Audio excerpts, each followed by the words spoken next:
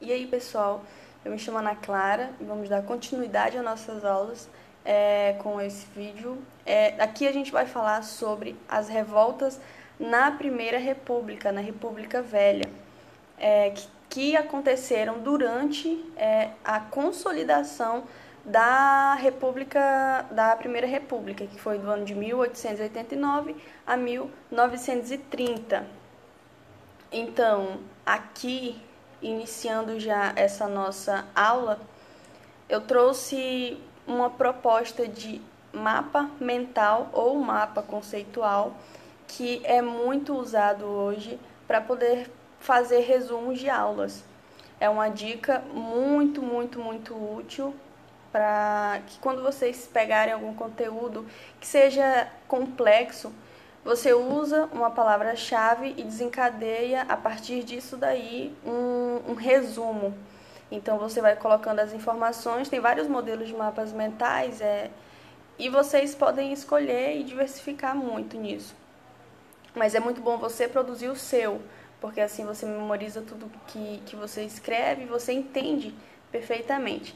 E aí eu trouxe esse mapa que fala sobre as revoltas que aconteceram no período da Primeira República, que foi o que eu expliquei para vocês na aula anterior.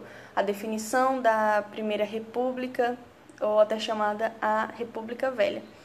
Então aqui eu trouxe para vocês esse mapa das revoltas que aconteceram no período da Primeira República. Foi explicado na aula anterior porque essa definição de Primeira República, ou até mesmo a chamada República Velha. Então aqui está dividido em revoltas rurais e revoltas urbanas. Hoje nós vamos falar sobre a revolta de Canudos, a revolta Chibata, a revolta da vacina e a revolta do contestado.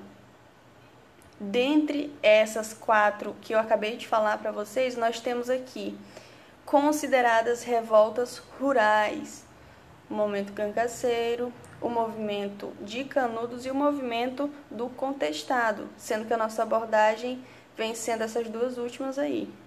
E as revoltas urbanas, a revolta da chibata e a revolta da vacina. Nós temos aqui nesse desfecho do período da República Velha, os anos 30, né, a Revolução de 30, e que vai ser abordado numa terceira aula com vocês, tá ok?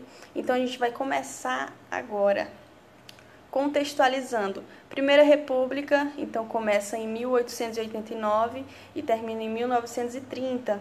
Nós temos essa fase chamada de Primeira República ou República Velha, denominação que só passa a ser utilizada quando Getúlio Vargas assume o poder e ele define esse período como República Velha, porque ele vem com novas propostas para essas políticas que é considerada ultrapassada por ele. Então, nós temos na fase de 1894 a 1930 a presença do coronelismo, a chamada política do café com leite, que é a manutenção principalmente do sistema oligárquico que controla a política brasileira. Iniciando aqui então sobre a primeira das revoltas, que era chamada Guerra dos Canudos, Guerra de Canudos. A chamada Guerra de Canudos, ela é uma revolução, uma insurreição que marcou principalmente confronto entre cangaceiros, entre o povo da região em si de Canudos, que eu já vou contextualizar aqui para vocês onde fica, tá bom? E com também o exército brasileiro, tá? O arraial de Canudos começa a ser formado em 1893 e a guerra vai simplesmente eclodir no ano de 1996, com finalização em 1897. 1896 a 1897, no interior do sertão baiano. A imagem que eu trouxe aqui para vocês é de um pedacinho, vamos pensar assim, do que seria a formação desse arraial, o tipo de moradia típico do Nordeste, né? E aí o arraial de Canudos passa a ser construído a partir do momento que um cara chamado Antônio Maciel, Antônio Vicente Mendes Maciel, depois ele passa a ser chamado como Antônio Conselheiro. Ele sai pelas ruas do Nordeste brasileiro, principalmente o sertão baiano, obviamente aqui, e começa a pregar a palavra de Deus, buscando principalmente levar essa palavra de conforto, esse lado mais espiritual, para as pessoas mais pobres. E lembrando que a gente tem nessa região aqui um certo abandono da política brasileira, um certo descaso por ambos aqui. Foi se agravando e deixando a população extremamente pobre, carente, necessitando principalmente de uma atenção voltada para o aspecto de urbanização, de modernização, e ficou muito deixado de lado essas coisas. Então, o que o Antônio Conselheiro passa a ser? Ele passa a ser, então, o mentor dessa população. Ele passa a ser aquele que leva a população a formar esse arraial que passa a se tornar autossuficiente. As pessoas começam a sair das situações mais pobres e distantes e seguem o Antônio Fonseca. Então, o que o Antônio Conselheiro passa a ser? Ele passa a ser, então, o mentor dessa população. Ele passa a ser aquele que leva a população a formar esse arraial que passa a se tornar autossuficiente. As pessoas começam a sair das áreas mais pobres, mais distantes e seguem o Antônio Conselheiro. Largam tudo que tem, o pouco que tinham, para poder construir uma vida nova nesse arraial, onde eles vão se basear principalmente nesse lado espiritual religioso do Antônio Conselheiro e começam a fazer desse espaço uma área autossuficiente, onde eles se delimitam em relação às plantações, em relação à área de administração deles próprios ali, tá? E por muitos, esse movimento, então, tem também uma visão messiânica. Esse messianismo, ele é voltado para o aspecto religioso. Então, como ele consegue atrair multidões por causa desse aspecto religioso, ele é chamado de Messias, que é o que nós vamos ver mais para frente, tá? O que Canudos passa a mostrar para a população de uma maneira geral, aí para o governo federal, que eles são fortes, essa é a verdade. É um povoado que cresce cada vez mais, é um povoado que se fortalece cada vez mais. E um ponto principal aqui, o que é que eles começam a defender? A monarquia. Eles acreditam que a implantação da república trouxe apenas para os ricos. E é o que a gente acaba vendo por aí mesmo, entendendo que todo esse processo da lei pública velha, ela é uma fase, digamos assim, centralizada nas mãos das grandes famílias. Então, o que se defende ali? A monarquia, tá? E essa proposta aí da monarquia começa a incomodar os coronéis e principalmente também a própria igreja.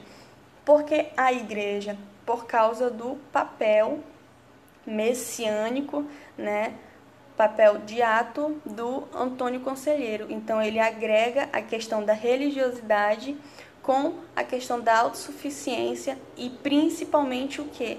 O resgate político. E isso daí faz com que principalmente os coronéis levem, né, ao governo federal um pedido de dizimação desse povoado, dessa população. Vamos seguindo, vamos seguindo. Essa outra imagem aqui, deixa eu ajeitar aqui, do povoado de uma maneira geral, do arraial de uma visão panorâmica, com a constituição da igrejinha, a construção da área da lavoura, as próprias moradias. Como eu disse para vocês, era uma região autossuficiente. Virou um local como se fosse assim uma cidade dentro da cidade. Era totalmente simples, era totalmente rural, porém eles eram autossuficientes aqui, aí no caso. Então, quando é que começam as tensões entre o governo federal e esse povo, que até então estavam no lugar deles? Então eles estavam tranquilos e passam a ideia de não querer incomodar, mas eles começam a incomodar, justamente porque pela audiência que eles começam a ter de pessoas grandes, as propostas do Antônio Conselheiro, então o governo federal começa a intervir aí. O que o governo faz? Ele começa a emitir cobranças de impostos. Impostos altos para esta população. E o que a população faz? Eles respondem queimando documentos que foram emitidos pelo governo e principalmente negando pagar os impostos. O que o governo faz? O governo, então, começa a perceber que aquilo ali era uma forma de colocar uma barreira no progresso do que seria a República.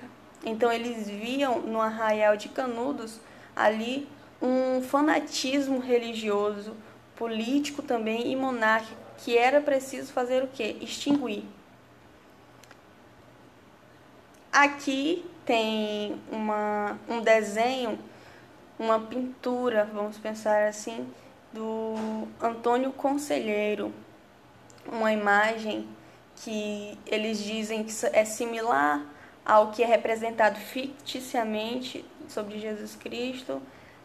A gente pode ver que ele tem essa figura de homem sofrido, cansado, do campo, né? E a gente segue. Mais outras duas imagens aqui. A gente vai ter elas. Nessa primeira imagem, é uma representação dos canhões que já estavam em guerra, os canhões que já estavam voltados para receber o exército brasileiro. Daqui mais para frente a gente vai falar sobre isso. E essa primeira imagem e essa segunda imagem mostra realmente a miséria e o momento em que eles começam a sofrer com essas perseguições. Então, quando começa o conflito? Primeiro, o que a gente tem que entender? O governo federal, ele manda 3 expedições. Não todas elas juntas, claro, obviamente. Eles mandam uma com um período de tempo.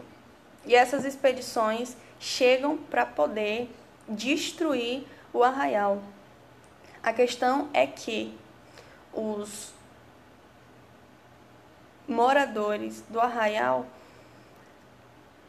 A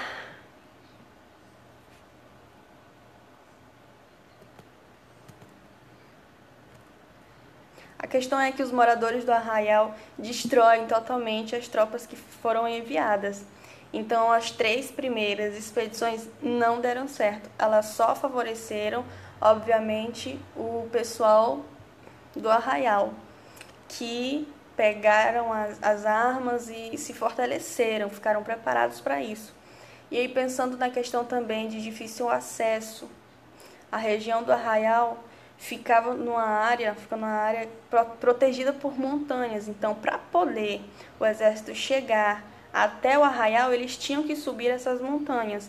E com isso, o povoado, eles já iam se preparando, já estavam praticamente preparados, aguardando a chegada desses militares, desse exército, que chegariam pelo morro. Então, antes deles chegarem no arraial, eles já eram totalmente mortos. E o que a gente tem do desfecho? A quarta expedição. A quarta expedição, que é a mais sangrenta, é a que bota fim na Guerra de Canudos. Nós vamos ter cerca de 30 mil mortos, sem contar na quantidade de feridos. A cabeça do Antônio Conselheiro foi tida como um troféu, ela foi exibida como uma vitória do governo federal em relação à própria consolidação do povoado. Então, esse foi o primeiro dos movimentos aqui. Esse movimento a gente tem, como eu disse anteriormente, em 1983, no início do arraial, que começa a crescer, ainda não no governo do primeiro presidente civil, que nós tivemos ainda no governo militar. Depois a gente tem nesse governo do Prudente de Moraes, primeiro presidente civil, que dá início à oligarquia. E a revolta de Canudos ocorre no governo dele. E o que eu trouxe aqui para vocês? Trouxe uma atividade, um quiz, que é para vocês responderem e daqui a pouquinho a gente faz essa correção. Então eu vou dar um tempinho aqui para vocês. O líder de Canudos era conhecido como A. Antônio Conselheiro, B. João Conselheiro, Mateus Conselheiro ou Adriano Conselheiro. Vou deixar um tempinho para vocês responderem e a gente volta já.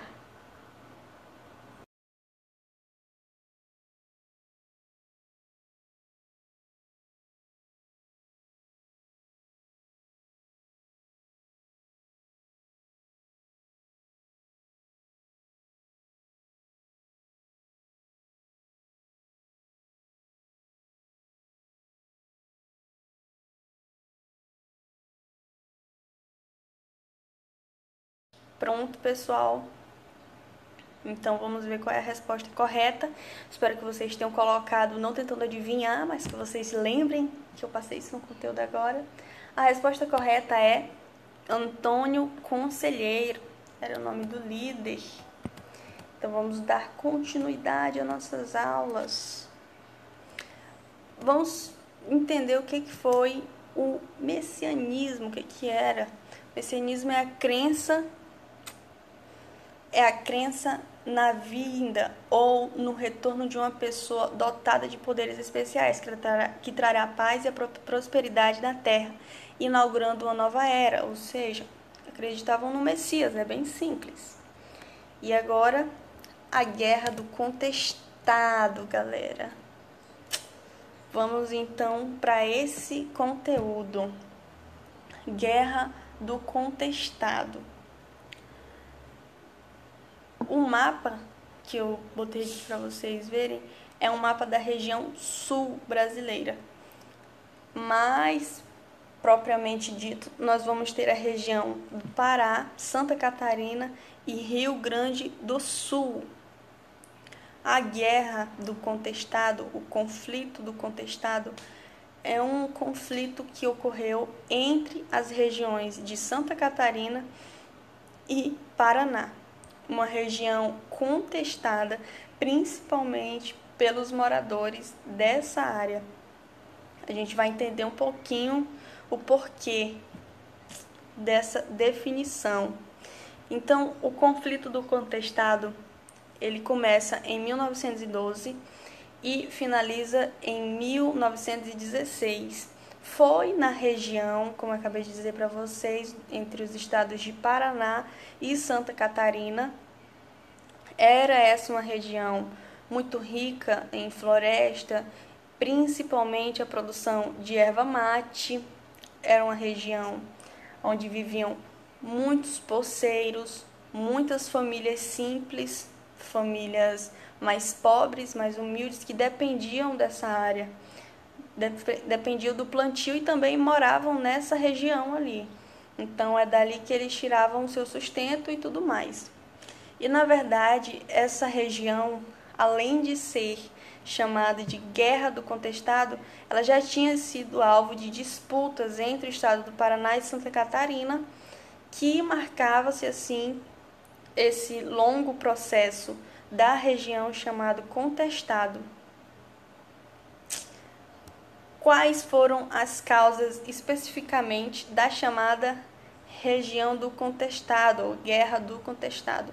Principalmente a área ali que eu mostrei no mapa anterior, essa área ela foi vendida para a construção de uma estrada de ferro que ligasse diretamente a São Paulo e Rio Grande do Sul.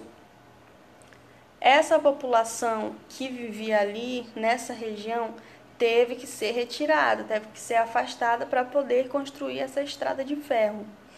Porém, o uso da mão de obra de grande parte desses poceiros acabou sendo amplamente aproveitado pela empresa que adquiriu essa área, tá? Então, inicialmente, essa região foi mais pacífica, não teve tanto conflito assim, apesar, né, que ter sido tirada a família dali. Quando termina essa obra da construção da estrada de ferro, essa região, nas proximidades dessa ferrovia, ela foi utilizada pela empresa Hellway Company para poder fazer extração de madeira, para poder abrir essa área. Aí é que começam então os conflitos. Primeiro por quê? Porque quando eles utilizam o uso da madeira, a mão de obra desse caboclo, desse senhor que vivia nessa região, já não passa mais a ser utilizado, porque eles trazem maquinários modernos para tirar as árvores. Então, esse maquinário moderno, esse maquinário totalmente evoluído, vamos entender assim, substitui a mão de obra daquele trabalhador que vivia ali naquela região. E, logicamente, a extração da madeira também vem o número de famílias daquelas que estavam naquela região começaram a ser também afastadas. Mais uma vez, a gente teve o que? A retirada de famílias dali. Então ali começam, né, os conflitos. Por quê?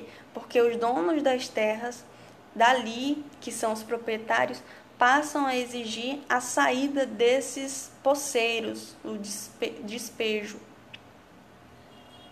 Nessas duas imagens aqui, trouxe de novo o mapa, a construção da estrada de ferro está desenhada, a área que passa a ser contestada.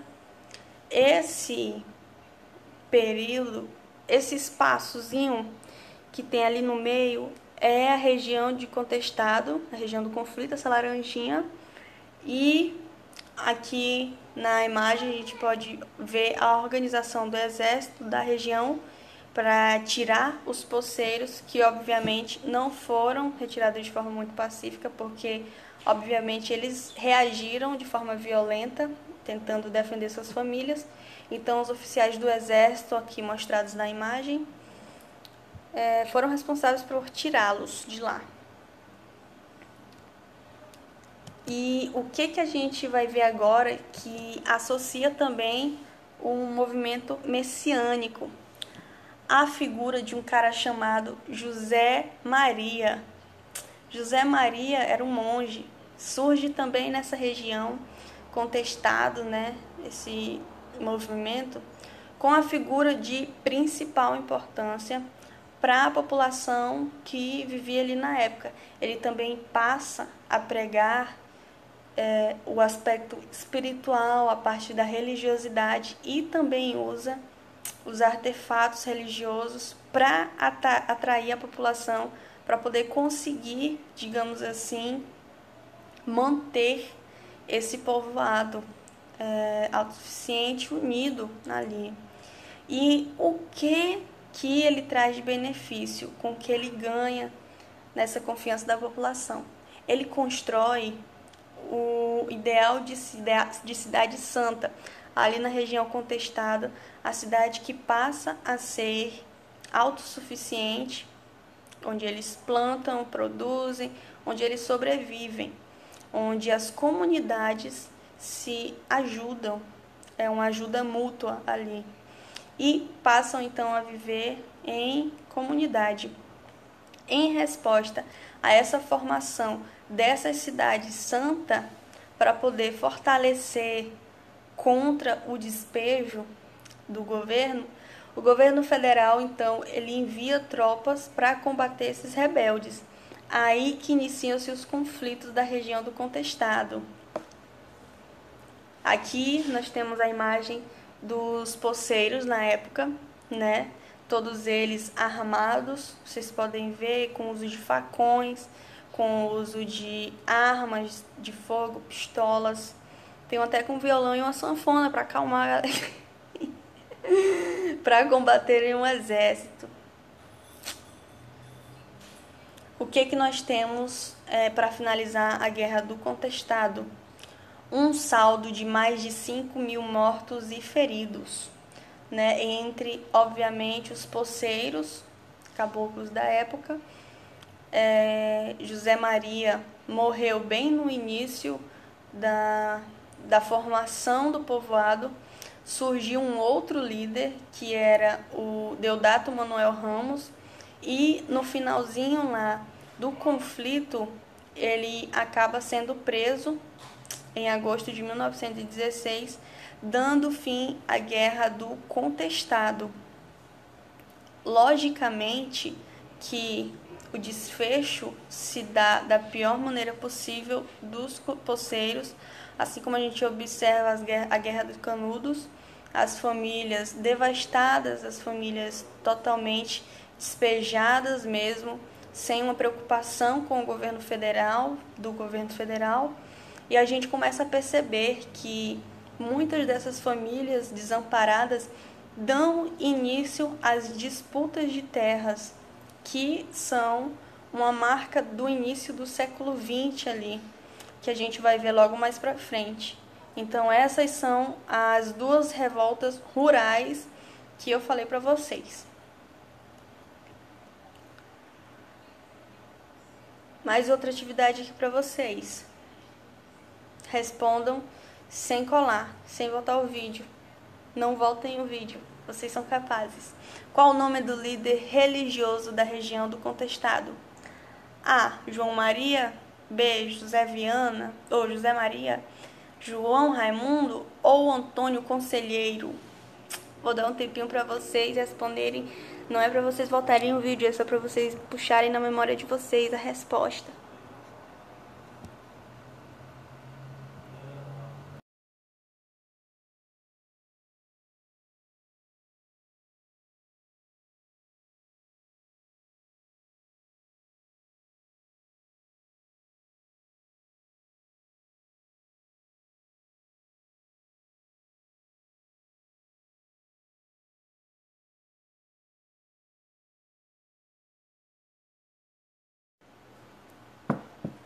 E aí, gente, vocês responderam? O que vocês sabiam, vocês colaram? E aí? Vocês acham que vocês acertaram ou vocês acham que vocês erraram? E a resposta é... José Maria. Eu tenho certeza que vocês acertaram essa. Para continuar aqui, vou perguntar para vocês. Qual foi a revolta definida como rural? Chibata, greves operárias, contestado ou vacina? Vou dar mais um tempinho aqui pra vocês. Essa aqui é fácil, gente. Isso aqui é fácil, por favor.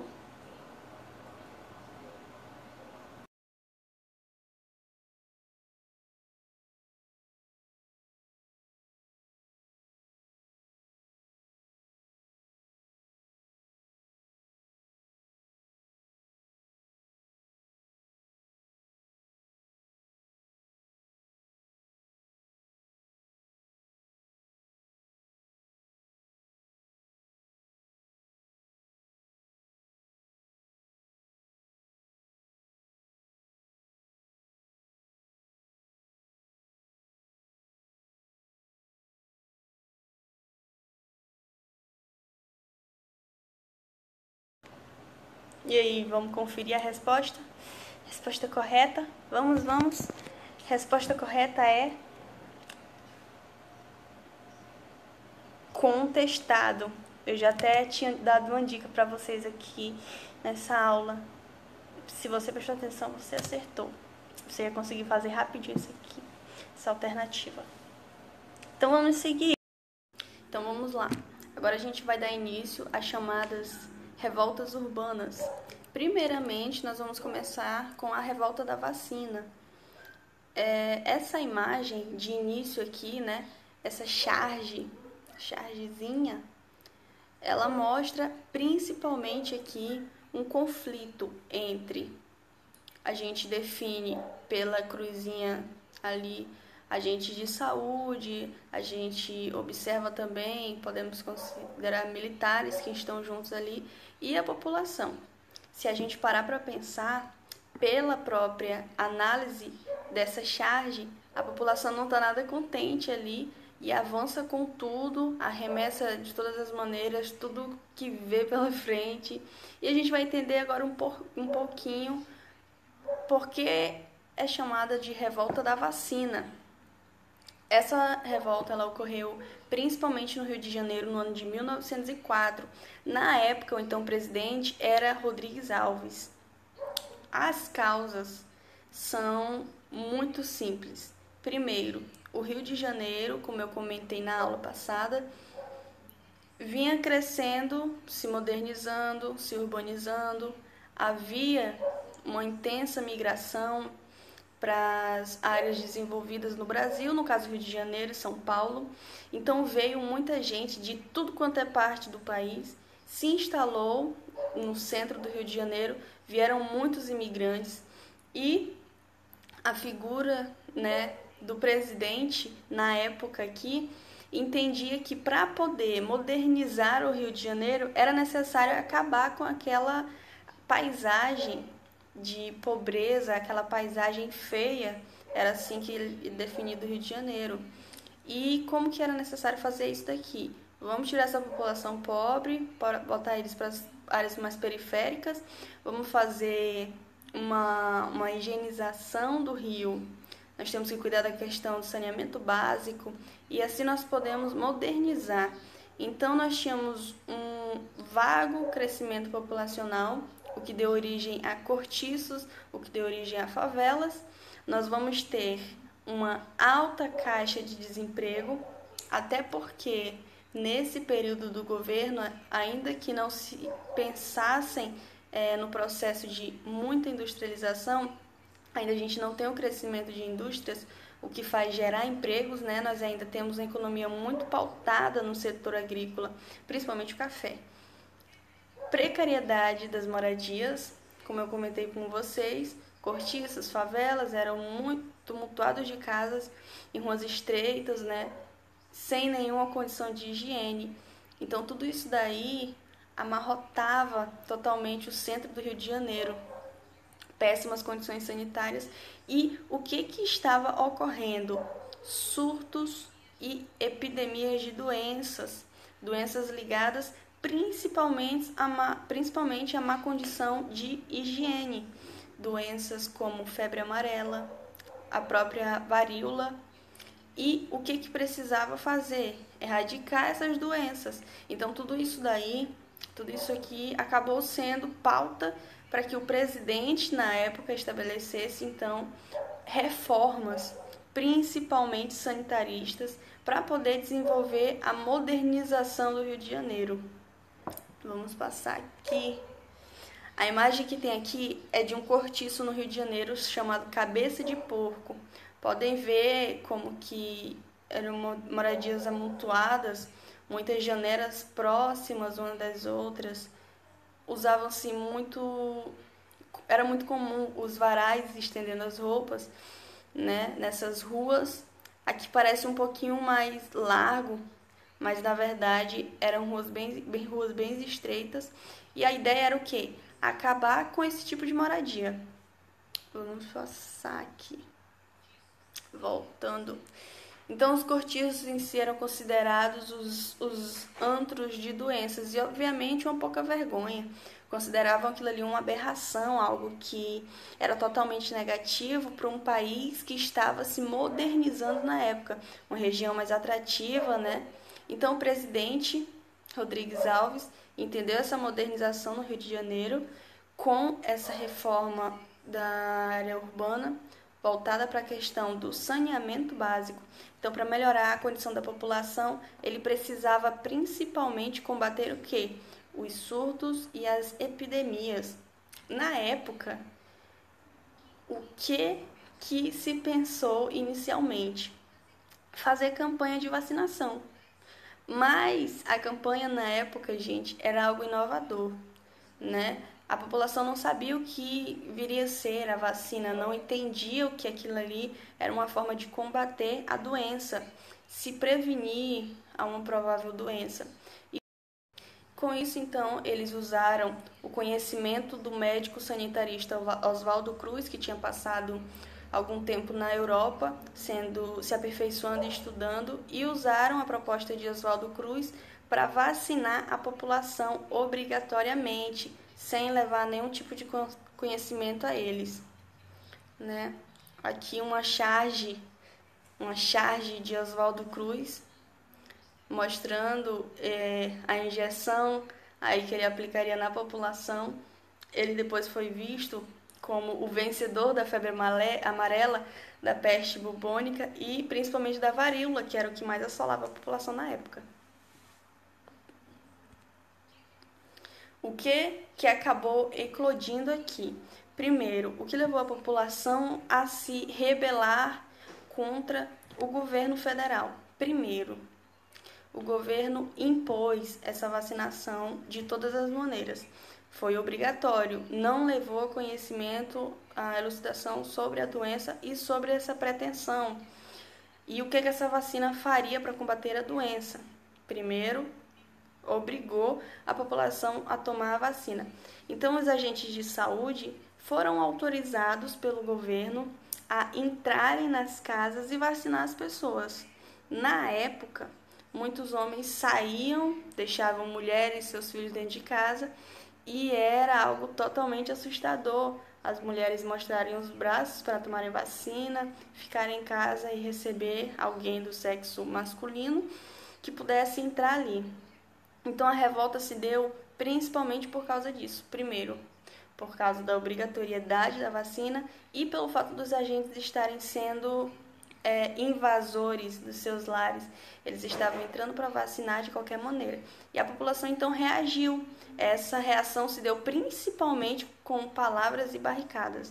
A população partiu para cima dos agentes e foi aí que o governo federal teve que usar o exército. Esse conflito ele durou 3 dias, teve 23 pessoas mortas e 67 feridas. Não são dados oficiais, porque na época não se contabilizava de uma forma exata para poder chegar ao que seria o fim da revolta da vacina. Certo, vamos lá. Vamos para a avaliaçãozinha de lei que a gente tem.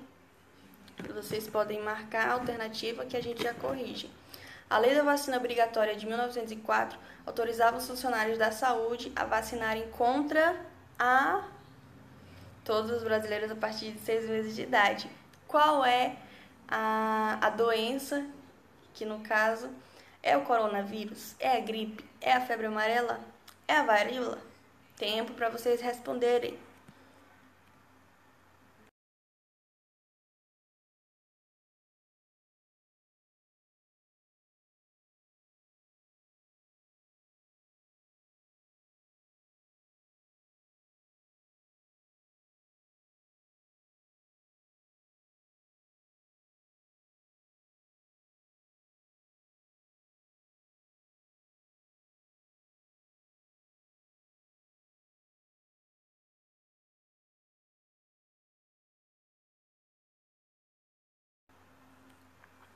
Vamos conferir então qual é a resposta correta? Oxi, passei sem querer. Spoiler. Então varíola. A resposta correta é a letra D. Em tempos de atualidade, a gente sabe que o coronavírus é muito mais atual, então não poderia ser jamais coronavírus. Então a gente já vê que já não seria essa, né? Mas vamos adiante, adiante. Vamos lá. Então, foi um motim naval, né, que ocorreu mais uma vez no Rio de Janeiro. Tá vendo que o Rio de Janeiro foi palco de 12 revoltas urbanas, 1904 da vacina e agora 1910, finalzinho de 1910. E foi principalmente contra o castigo aplicado a um marinheiro negro, né, que simplesmente ultrapassou o limite permitido de chibatadas que eram dadas nos marinheiros nos navios. Então, uma punição que se dava a quem se rebelasse, a quem mostrasse corpo mole ou coisa parecida, era fazer punição, principalmente dos marinheiros, aqui tanto brasileiros como mulatos. Lembrando que no ano de 1968 o Brasil foi o último país da América a abolir a escravidão. Primeira imagem de uma folha de jornal, mostrando aqui o jornal Correio da Manhã, apresentando a rebelião, essa revolta da chibata aí, e os motivos do porquê que eles estavam se rebelando aqui, né? Então, os homens, eles voltaram os canhões dos navios para a cidade do Rio de Janeiro com o intuito de bombardear caso não fosse atendido a solicitação deles contra esse castigo corporal. Vamos entender aqui um pouquinho como que aconteceu. O Levante. O Levante aconteceu quando o marujo Marcelino Menezes foi açoitado até desmaiar com 250 chibatadas. Na época era permitido até 25 chibatadas. Ele tinha agredido um oficial do exército e aí por isso ele tinha sido punido. Mas obviamente com 250 chibatadas, imagina a dor, o quanto que esse marujo não sofreu. E aí João Cândido, um cara de bastante sensibilidade, nessa época, nesse motim especificamente, ele resolve reunir forças para poder mostrar justamente para a população e acabar com essa forma dos castigos corporais que eram sofridos por eles, principalmente os negros, que eram os mais atingidos com esses castigos, então. E como eu comentei com vocês, a ideia deles é virar o canhão para a cidade do Rio de Janeiro e bombardear. Na época, o que eles solicitavam? Primeiro, o fim dos castigos físicos e principalmente condições de alimentação e trabalho. E o perdão de todos que haviam se envolvido nesse motim. Na época que o presidente era Hermes da Fonseca, que conseguiu apaziguar, vamos dizer assim, essa revolta de uma maneira mais pacífica, então. E aqui, ilustrando para vocês a imagem, os canhões, o canhão aí, os marujos, os marinheiros voltados para o Rio de Janeiro. E agora a figura do João Cândido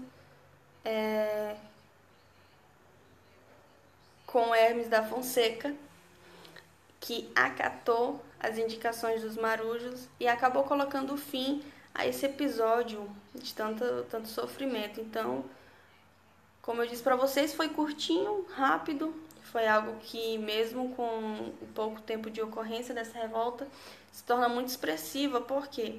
Porque tem o envolvimento, né, da população com o exército e assim o presidente da época. E é isso, pessoal. Encerramos mais uma aula, agora falando sobre as revoltas, né?